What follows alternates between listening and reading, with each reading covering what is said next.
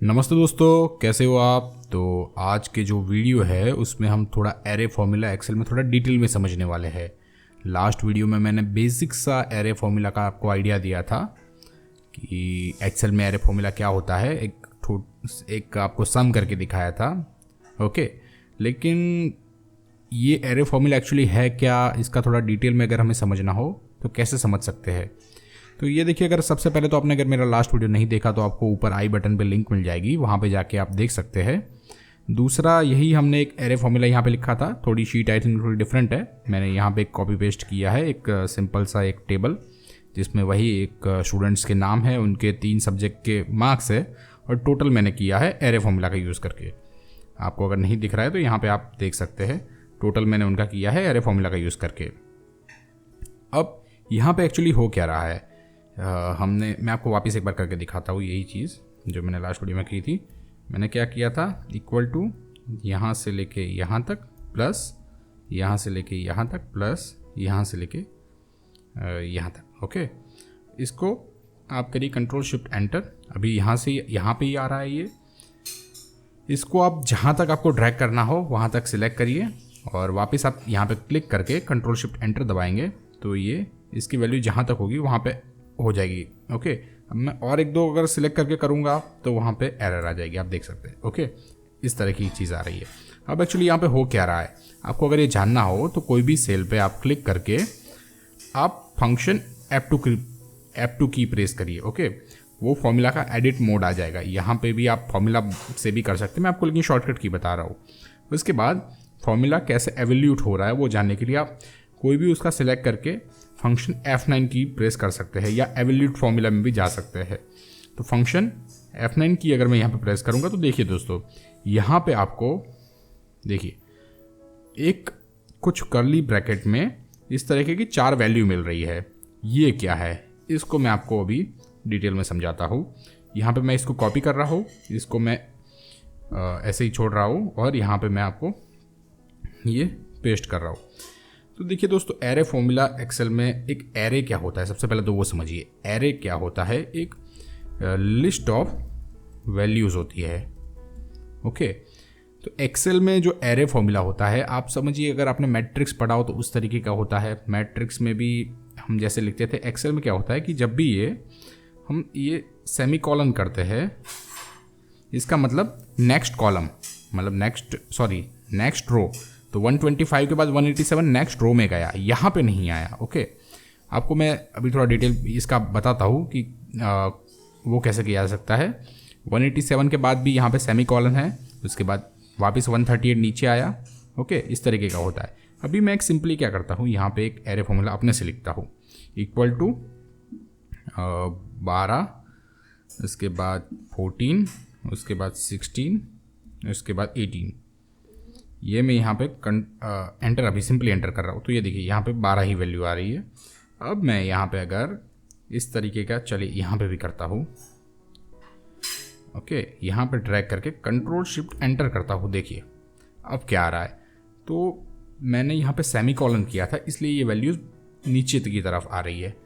अगर सपोज मैं यहाँ पे सेमी कॉलन की जगह पे अगर कॉमा करता तो क्या होता, तो यहाँ पे मैं कॉमा कर रहा हूँ यहाँ पे आपको सिर्फ दिखाने के लिए, और वापस कंट्रोल शिफ्ट एंटर प्रेस कर रहा हूँ।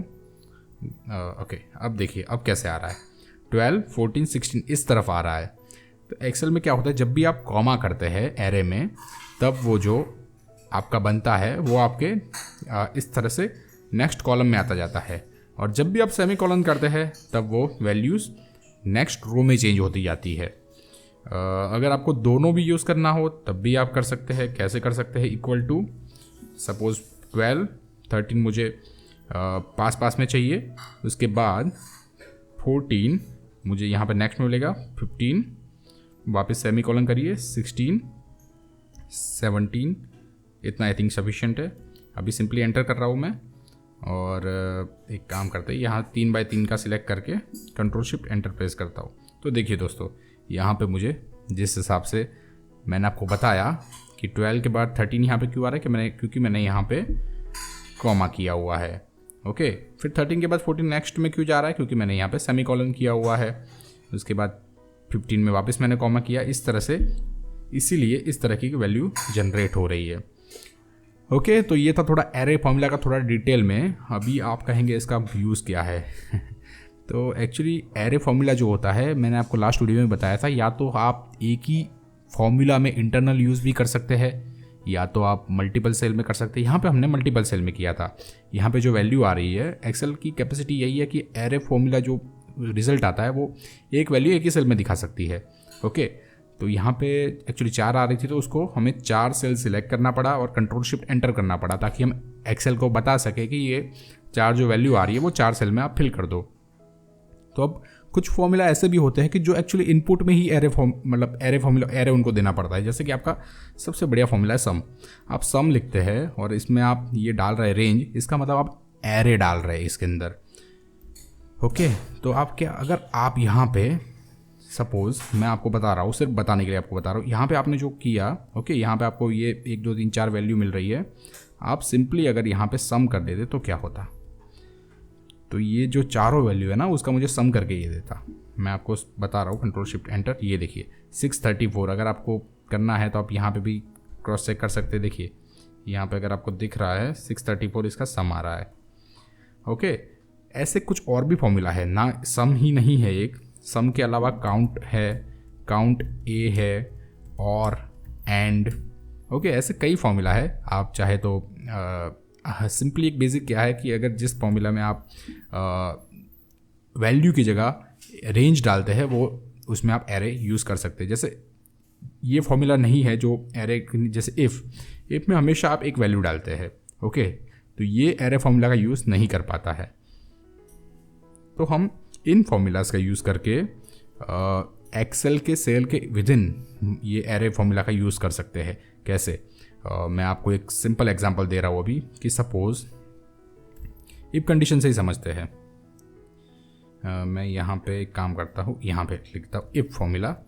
सपोज मुझे यहाँ पे इफ़ में, अगर मैं, वैसे तो हम एक ही डालते हैं, अगर मैं 3 डाल के एक बार चेक करता हूँ कि इफ़, वैसे नॉर्मली हम क्या करते हैं, पहले नॉर्मली बता देता हूँ, if this greater than 33 then pass, otherwise fail. Okay, generally हम इस तरह से करते हैं, लेकिन मैं आपको बताना चाहूँगा इफ़ में अगर हम ये एरे फॉर्मूला अगर यूज़ करें तो क्या रिजल्ट आएगा। B2 की जगह पे मैं कर देता हूँ B2 टू यहाँ तक, B2 टू D2, ये मैं हटा देता हूँ अभी के लिए। Okay, B2 to D2 greater than 33, और यहाँ पे अगर मैं कंट्रोल शिफ्ट एंटर प्रेस करता हूँ तब क्या आ रहा है, यहाँ पे पास लिखा आ रहा है। ओके, लेकिन अगर हम डिटेल में जाएंगे, यहाँ पे प्रेस करके मैं अगर फंक्शन F2 प्रेस करूँ और उसके बाद फंक्शन F9 प्रेस करूँ, तो देखिए यहाँ पे पास फेल पास, मतलब एरे फॉर्मूला मुझे रिजल्ट दे रहा है, क्योंकि ये 33 से कम है, यहाँ पे फेल दे रहा है, यहाँ पे पास दे रहा है। ओके, लेकिन इफ कंडीशन की जो है लिमिटेशन की, वो एक ही सेल में एक ही, अगर मैं यहाँ पे आपको 3 वो करके देता तो डेफिनेटली। और यहाँ पे दोस्तों आप एक और चीज़ देख सकते हैं, क्योंकि मैंने रो में लिया है, ये तो यहाँ पे कॉमा आ रहा है, मतलब अगर मैं कॉलम वाइज वो ट्रैक करता तो मुझे कभी भी वो पास पास पास ही मिलता। लेकिन मुझे अगर इसको ड्रैग करना है फॉर्मूला को, तो मुझे कैसे करना पड़ता, इन तीनों को सिलेक्ट करके यहाँ पे कंट्रोल शिफ्ट, तब देखिए तब मुझे पास फेल पास मिलता। तो अब इसका यूज़ हम कैसे कर सकते हैं, अगर मुझे यहाँ पे पता है पास फेल पास मिल रहा है, चलिए अभी के लिए क्या करते हैं, हम पास फेल पास नहीं लिखते, यहाँ पे हम सिंपली ट्रू और फॉल्स लिखते हैं, ट्रू और अदरवाइज फॉल्स।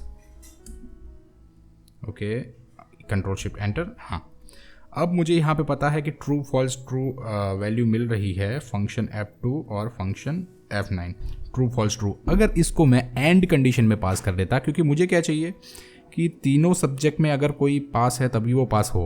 ओके, तो मैं यहाँ पे अगर सिंपली एंड कंडीशन लगाता तो मुझे वैल्यू मिल जाती। मैं एक बार आपको कर देता हूँ, यहाँ पे करके दिखाता हूँ, and okay, control shift enter. देखिए फॉल्स मिल रहा है मुझे, अगर मैं इसको ड्रैग करूँ नीचे की तरफ भी, फॉल्स फॉल्स ट्रू ट्रू, मतलब अगर कोई स्टूडेंट अगर तीनों में 33 से ज़्यादा होगा तभी मुझे ट्रू मिलता, अदरवाइज़ मुझे फॉल्स मिलता। तो ये स्टूडेंट है 2 जिनका वो 33 है हर एक सब्जेक्ट में, इसलिए इनकी वैल्यू मुझे मिल रही है। तो इसका मैं यूज़ कैसे कर सकता हूँ, सपोज़ देखिए दोस्तों, अगर मैं आपको बताऊं कि यही चीज़ की बात करें, अगर मुझे जानना हो कि स्टूडेंट पास है या फेल है, तो मैं क्या करता नॉर्मली, मैं क्या करता, इफ कंडीशन लगाता, उसके अंदर एंड लगाता, और फिर एक एक के लिए मैं चेक करता कि क्या ये 33 से अबो है, नेक्स्ट क्या ये 33 से अबो है, क्या ये 33 से अबो है। ओके, काफ़ी लंबा वर्क हो रहा है। अभी आपको लग रहा है कि इतना लंबा नहीं है, लेकिन आप सोचिए कि मैं यहाँ पे एक काम करता हूँ, चलिए इतने सारे सब्जेक्ट ऐड कर देता हूँ, सब्जेक्ट 4, सब्जेक्ट 5। ओके, ऐसे केस में आप क्या करते हैं, यहाँ पे एक और फंक्शन लगा देता हूँ मैं, रैंड बिटवीन सिंपल, ताकि मुझे वैल्यू वो ना करनी पड़े 20 से 80 के बीच में, control D, control C, control V. Okay, तब मैं ऐसे केस में क्या करता, ओके, तब मैं इफ़, क्या मैं हर बार ऐसा करता, हाँ अभी की जो मेरी नॉलेज है उसमें मुझे करना ही पड़ता, दिस ग्रेटर देन 33, फिर उसके बाद this greater than 33, this greater than 33, this greater than 33, this greater than 33, और हाँ जी, यहाँ पे एंड मेरी कंप्लीट हुई है। अगर ये होता, अगर सारी कंडीशन मेरी पास हो जाती तब पास, अदरवाइज फेल। ओके, काफ़ी वो लंबा फॉर्मूला था, इसलिए कुछ शायद मैं ब्रैकेट भी मिस कर गया था। तो देखिए यहाँ पे फेल आ रहा है, और मैं यहाँ पे अगर ड्रैग करूँ तो आई थिंक एक स्टूडेंट के अलावा सभी लोग, आई थिंक ये जो है वैल्यू वो चेंज होती रहती है, इसलिए तो एक काम करते हैं, इसको हम फिक्स कर देते हैं, कंट्रोल सी करके कंट्रोल शिफ्ट वी करेंगे।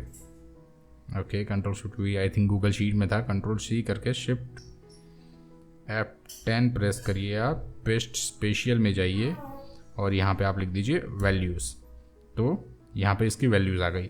अब एक स्टूडेंट के अलावा सभी पास हो रहा है, सॉरी सभी फेल हो रहा है, लेकिन इतना लंबा फॉर्मूला, अगर आप सोचिए कि इससे भी ज़्यादा सब्जेक्ट होते तो क्या होता, कई मतलब ये सिर्फ सब्जेक्ट की बात नहीं है, काफ़ी केस में ये चीज़ रहती है।